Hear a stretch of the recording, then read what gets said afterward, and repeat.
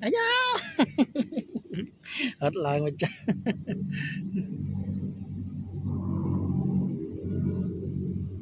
chồng hả tao chả chẳng đâu hả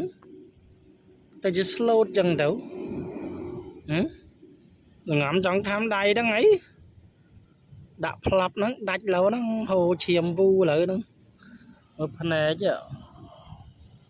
một đà là ấy bây giờ chả chẳng tấu à chân ấy á đừng mệt đừng mệt đã không về nhà điện cảm ấy